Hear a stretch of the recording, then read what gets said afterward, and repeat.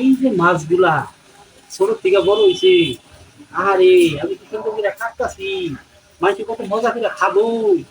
হ্যাঁ, আর মেয়েটি কি আরাম করে দেখবো, কি সুন্দর করে দেখবো, মজা করে খাবো। নাকি নাকি মাদ্রাসা ছাত্ররা খাবো, হ্যাঁ, মাদ্রাসা হাফেজারা।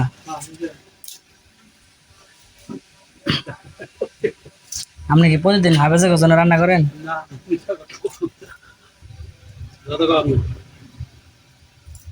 ক্লাসের পুরানি হাফেজের খাবার কি?